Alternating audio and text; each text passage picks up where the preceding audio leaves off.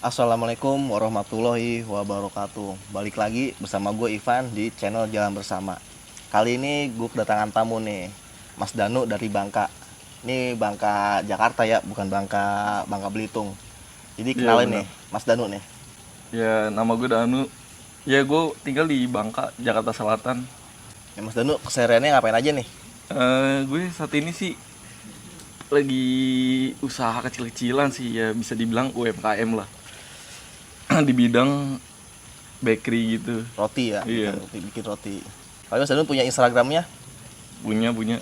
Boleh di nanti lagi follow. kita cantumin ya. Iya, boleh di follow Instagramnya. Namanya Abby Cakes di Bakery. Oke, katanya Mas Danu nih punya pengalaman horor nih teman-teman nih. Punya pengalaman horor sewaktu ngontrak di Jakarta. Jadi ceritanya gimana Mas Danu? Ya jadi pada saat itu gue sama keluarga gue tinggal di Bangka. Jadi gue ngontrak nggak jauh dari kuburan ya, bisa dibilang pemakaman lah. Cuman itu gede sih, lumayan gede. Dan terkenal ya angkernya, dari cerita-cerita warga sekitar juga emang udah angker banget situ. Jadi pada saat itu Nih, sorry nih. Itu nama pemakamannya apa tuh, Mas? namanya pemakaman Haji Kontong Haji Kontong itu di daerah Iya. di daerah Bangka itu di ya. daerah Bangka, Jakarta Selatan. Jadi ceritanya gimana itu, Mas? Yang Mas alami itu apa? Di sekitaran kuburan itu. Iya, jadi saat itu yang gue pertama alamin itu kan ada pohon ya. Ada pohon di kuburan itu yang udah tua, gede lah, udah gede. Maksudnya saking gedenya itu pengen rubuh kan, rubuh. Nah, akhirnya sebelum rubuh takutnya nimpa rumah warga, akhirnya warga situ inisiatif nih Inisiatif buat motong itu pohon duluan. buat nebang tuh pohon Nebang ya. itu nebang pohon duluan. Tapi anehnya pas warga udah gotong royong mau nebang pohon, pokoknya peralatan udah lengkap ya kan, gergaji mesin udah Siap ada, gitu ya. siap. Itu posisinya habis zuhur. Tapi anehnya nggak bisa dipotong malah. Jadi tuh nggak bisa dipotong itu. Iya, nggak bisa dipotong. Nah, terus ada, ya bisa dibilang inilah merbot musola itu di situ. Jadi ada musola juga, bisa dibilang merbot musola situ sekaligus pengurus pemakamannya situ. Dia juga dapat omongan juga, katanya bisikan, katanya bisa dipotong tapi habis maghrib. Jadi merbot itu kayak berkomunikasi lah sama penunggu itu pohon. Kalau itu Iya. pohon bisa ditebang sehabis maghrib gitu. Iya bener. Akhirnya ya udah tuh warga nurut aja kan. Warga nurut aja, habis itu ya udah habis maghrib bener dipotong. Sebelumnya didoa-doain dulu, alhamdulillah tuh bisa kepotong. Nah iya, cuman ya itu tahu sendiri kan pohon. Namanya dipotong gitu ya, pasti ada aja gangguan ya. Iya, ada aja gangguan tuh. Ada yang kesurupan lah. Tahu juga kan pohon kan pasti penunggunya juga banyak kan. Juga banyak kan. Terus ada lagi Mas yang dengar-dengar nih cerita di kontrakan Mas dulu tuh katanya angker itu. Iya, Tuh ceritanya jadi gimana? gue pas itu ngontrak juga nggak jauh kan dari pemakaman situ. Tapi ini perumahannya di dalam gang-gang gitu, deket, nggak jauh lah dari pemakaman. Kita gue ngontrak dari kecil sih ya, dari kecil, sekitar umur 7 tahunan lah gue di situ. Gue bersaudara ada 5. Iya, Saudara 5. Nah, pas itu kejadiannya siang-siang. siang-siang. Kejadiannya siang-siang. Anehnya nih, pintu udah dikunci. Tapi kok abang gue yang pertama katanya ngomong ngelihat sekelibetan bayangan nih. Lihat bayangan. Masuk dari luar ke dalam. Tembus ke pintu itu masuk. Oh bukan, jadi gue posisi ini di kamar, Iya. ini ruang tamu. Nah ini kita lagi di kamar nih di dalam, tapi pintu posisi dibuka kan. pintu dibuka, dari arah pintu ke dalam nih, ke arah dapur. Bayangan itu ada itu. bayangan hitam cepet banget. Cepet banget. Iya nggak lama abang gue yang kedua nih ngelihat. Abang gue yang kedua ngelihat, katanya balik lagi bayangannya. Berarti baik keluar lagi. Iya Arah benar. keluar. Arah keluar lagi. Ya udah, kita mau mastiin kan, karena gue pas itu posisinya masih Masih kecil kecil, ya kan. Jadi masih takut kan kalau untuk sendiri ngecek, saking penasarannya gue nyuruh abang gue kan. Ditakutnya ada maling apa yang Iya, enggak ya takutnya kan. orang. Iya. Tapi pas dicek, setelah dicek itu baru tahu tuh ya, bahwa kalau itu tuh bukan orang gitu. Iya, pas kita keluar ngecek, oh iya ternyata bener ya, pintu dikunci, jendela juga dikunci. Masa ya orang masuk lewat mana? Cepet ya banget kan? lagi ya Iya, bayangannya. makanya. Ya udah, akhirnya di situ kita mastiin lagi ya bener. Pas kita keluar ternyata emang sepi. Orang tua nggak ada juga orang. posisinya pas itu lagi keluar kan ke rumah saudara. Kita di situ bertiga doang tinggalnya. Terus ada lagi mas selain itu? Ada lagi? Ada, itu posisi masih di rumah itu juga. Masih rumah itu. masih Nah, yang pas gue sekitar umur 10 tahunan, nah gue baru diceritain tuh sama temen gue yang dulu itu sebelumnya ngontrak di situ juga. Nah itu dulu emang sebenarnya ada yang meninggal sih, atau nyokapnya temen gue yang ini nih yang pernah ngontrak sebelumnya ini. berarti meninggal di tempat Iya, tempat meninggal ini. kontrakan Nah itu gue ya? baru tahu pas umur gue 10 tahun itu lagi cerita-cerita horor juga kan awalnya. Nah akhirnya dia sendiri juga cerita nih. Cerita ke lu tuh ya? Iya, cerita ke gue. Katanya pas selama dia ngontrak di situ, dia juga pernah ngelihat sendiri dan ngerasain sendiri kejadian mistis yang dirasain.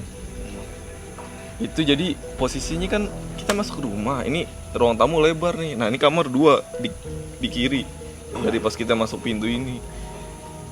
Kita ke belakang lagi, ke dalam lagi, itu ada kayak kamar sama sampingnya dapur terus tangga. Nah kalau kita naik ke tangga itu kayak rooftop gitu kan. Nah itu Balkon posisinya ya? iya bener, buat timur-timur. Nah itu posisinya di situ tuh. Katanya dia ngeliat di situ ada nenek-nenek. Cuman gue nggak tahu nih ini dia bercanda apa gimana. Cuman yang dilihat sih ini nenek-nenek ngerokok. Dipikirnya itu neneknya dia awalnya Disangkanya nenek dia. Neneknya dia. Cuman pas dilihat lagi, oh iya nenek gue lagi di rumah saudara gue. Itu posisi katanya jam 10 malam tuh. Jam 10 malam. Ya namanya kawasan situ dulu juga kan pasti orang-orang pas maghribnya udah sepi kan. Udah sepi. Padahal itu tempatnya tuh kalau yang setahu gue nih di kuburan Kontong tuh kan emang di sekitaran tuh banyak rumah ya. Padahal tuh lumayan padat tuh ya, banyak orang padahal situ ya. Iya, ya cuman kan tahu sendirilah zaman Iya, dulu. Zaman dulu emang. Apalagi orang tua kita ya kan bilang kalau habis maghrib aja nggak boleh keluar ya kan.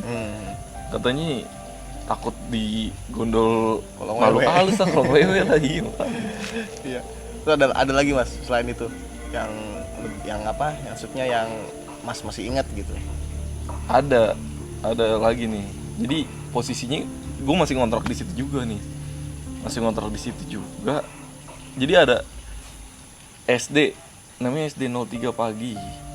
Itu abang gue dulu sekolah di situ sih waktu SD. Nah jadi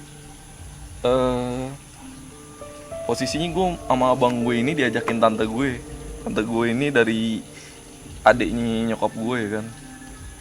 Nah ini kita juga di situ tinggal sama tante gue juga. Jadi ada tante gue, ada om gue. Nah emang kalau kemana-mana gue sama abang gue yang ketiga ini, gue selalu diajakin ke SD itu sih, untuk nelpon ya, bisa dibilang pacarnya tante gue ini. Iya. Ya kan. Jadi malam-malam nih posisi pas itu jam 9 lah ya, jam 9 tahu sendiri, abis maghrib aja itu udah sepi kan di daerah situ, apalagi malam jam 9. Waktu itu zamannya masih telepon pakai telepon koin kan. Iya, masih telepon umum tuh masih ingat tuh. Di telepon koin yang dimasukin cepet lama lah. Dia masih ingat itu. Iya. Jadi akhirnya tante gue nelpon, pacarnya. Nah gue sama abang gue ditinggalin berdua. Akhirnya abang gue ngajakin ngelihat ke arah lapangan SD itu. Ya udah, akhirnya abang gue ngajakin iseng-iseng ya kan, ngajakin ngeliat ke arah lapangan. Tapi bener aja sebenarnya awalnya emang abang gue udah ini nih bilang kalau SD-nya dia juga angker. Di SD 03 itu udah angker ya? Iya, 03 itu udah angker juga emang sebenarnya. Abang gue ngajakin ngeliat ke arah lapangan, bener aja yang gue lihat sama abang gue itu ada kayak makhluk warna hitam di tengah lapangan, mata merah, terus tangannya cuman anehnya ada tangan bukan kayak tangan manusia. Kan kalau tangan manusia kan sepasang doang kan, Pasang ya, dua. kiri kanan gitu. Nah iya, ini yang gue lihat sama abang gue, kok tangannya banyak. Tangannya banyak. Iya, tangannya banyak, kayak gimana sih, kayak dia berdiri di tengah-tengah. Cuman kalau dipikir katanya itu jemuran, nggak mungkin juga. Emang di situ kan ada yang ini kan penunggu sekolahnya. Ada yang jaga, ada yang jaga. Ada yang jaga. Ini manusia nih yang Manusia. jaga, bukan setan. Iya itu. Nah dia juga disangkanya kan dia tuh. Pas semakin dideketin kok bukan katanya. Bukan pas semakin dideketin katanya gede banget. Kata abang gue kan, gue maksudnya di belakang abang gue kan pas itu posisinya. Akhirnya ya udah kita kabur tuh, nyamperin tante kita, ditanyain kenapa. Ya tadi ngeliat hitam gede. Oh ya udah. Akhirnya disuruh pulang dah tuh kita sama tante gue juga. Akhirnya pulang. Ya udah tuh, dari situ gue juga agak legaan dah tuh, udah pulang ke rumah. Padahal itu tempat situ rame loh. Yang gue tahu nih teman-teman, itu di daerah situ pemukiman padat tuh. Jadi tuh rumah tuh nggak kayak di kampung, di kota. Itu di kota, di tengah-tengah kota. Tapi masih ada tempat-tempat yang yang apa, yang horor itu masih ada aja loh di situ. Iya bener. Ya namanya sepadat-padatnya penduduk kota, pasti rumah-rumah, ya pasti ada aja lah. Apalagi sebelumnya itu kan katanya dibilang rawa-rawa daerah Rawa-rawa, situ. iya. Ya kan, rawa-rawa. Gue juga sedikit banyak pernah lah main ke daerah situlah, ke daerah Bangka tuh, tahu emang padat banget. Terus ya udah, dari situ sebenarnya masih banyak juga sih pengalaman horor gue sama abang-abang gue itu. Ya udah, ini langsung skip aja ya. Abis itu emang ya gue ini sih pindah kontrakan, tapi nggak begitu jauh ya, kurang lebih sekitar sekilo lah. Sekilo itu namanya Gang Empang Jaya. Itu juga sama, dulu itu rawa-rawa juga tuh daerah situ tuh, dikenal. Nah terus pengalaman yang di rumah baru ini lebih bener-bener lebih nyata seremnya, horor mistis sih bener-bener nyata banget. Apalagi pas itu kan posisinya gue udah SMP kan, udah Sedikit ini lah, lebih iya, peka lah ya, lebih tahu gitu iya ya. lebih tahu. Harusnya itu udah masa balik juga kan kalau umur segitu. Jadi ceritanya gimana tuh, pindah tapi di dekat-dekat situ ya? Iya bener. Jadi pas itu pertama yang ngalamin abang gue yang pas itu pertama gue cerita tadi tuh, Ngeliat abang gue yang bayangan itu kedua ya? yang ngeliat bayangan itu ya. Jadi posisinya itu dia lagi sama temennya, sama temen sekolahnya. Dia pas tuh waktu itu kelas 2 SMK lah kira-kira, gue masih SMP. Dia pas itu temennya itu numpang sholat tuh di atas rumah kontrakan gue yang baru tuh. Nah kalau itu atasnya itu ada tingkat, tapi bukan kamar ya, bukan kamar itu, jadi kayak di-sekat gitu doang, kayak menyerupai kamar gitu kan. Teman abang gue itu numpang sholat. Nah awalnya teman abang gue ini nih ngajakin abang gue sholat tuh, namanya udah maghrib ya kan. Ya udah akhirnya abang gue iyain aja, ya udah. Nah pas teman abang gue udah ambil wudhu, udah siap mau sholat, ternyata abang gue ini belum nyusul nih ternyata. Belum nyusul. Iya belum nyusul. Dia udah apa sih, niat sholat maghrib ya kan. Terus habis itu gak lama ya udah dia sholat tuh. Seingat gue sih, ini gue rada-rada ini sih inget-inget lupa nih ya. Inget-inget lupa, cuman yang gue alamin ini bener nih. Jadi pas ketika temen abang gue mau sholat itu, dipikirnya abang gue itu udah jadi makmumnya dia. Pikirnya gitu, udah jadi makmumnya. Udah jadi makmumnya dia. Soalnya kan awalnya emang diajakin katanya udah mau kan, katanya abang gue masih di bawah pas itu. Berarti pertanyaannya dia tuh sholat sama siapa gitu ya? Iya makanya kan. Jadi gue juga merinding juga. Iya makanya. Terus juga tadi juga gue lihat juga nggak tahu air dari apa jatuh ya. Iya kan, mungkin burung kali di pohon. Cuma nggak ada suara burung. Tapi kita di sini juga nggak ganggu. Ya udah lanjut aja cerita. Iya. Jadi posisinya udah sholat ya kan, udah pas abis takbiratul ihram, terus kan baca al-fatihah pas aminnya itu tambang yakinin temen abang gue kalau abang gue jadi makmum dong. Iya. Soalnya suaranya nggak suara temen abang gue itu doang yang jadi imam. Akhirnya pas udah selesai sholat tuh, dia nggak taunya dia sholatnya sendiri. Nah yolo. Pas itu juga dia cuma doa sebentar doang, katanya udah langsung turun ke bawah tuh, katanya tanya, lu tadi nggak jadi sholat? Kagak, gue kebelet ini boker gitu, kebelet boker. Ya udah, emang kenapa? Nah kata temen abang gue, oh enggak. Nah akhirnya gak lama dia nendangin diri dulu kan tuh temen abang gue. Mungkin agak shock deh. Iya agak shock. Pas diceritain ke abang gue, temennya kan ngeritain, iya tadi lu nggak jadi sholat ya, nggak jadi sholat jadi makmum gue. Enggak lah, kan kebelet boker ya kan. Emang kenapa ditanya nama abang gue? Tadi pas waktu gue pikir lu mau ngikut gue sholat, itu ada yang jadi makmum gue beneran, gue pikir lu kan. Ya udah akhirnya gue santai aja kan sholat di situ. Pas gue lihat ternyata nggak ada, nggak ada. Tapi sorry nih, tapi pas sholat dia tahu nih kalau belakang tuh ada gerakan gitu, ada yang ngikutin tuh, tahu dia pasti ya.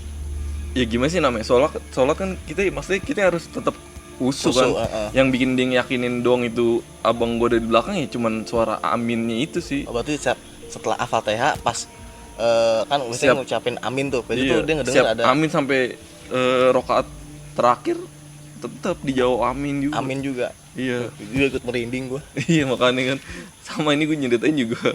Sebenarnya takut juga sih, cuman namanya kita berbagi pengalaman. Iya, ya kan? benar.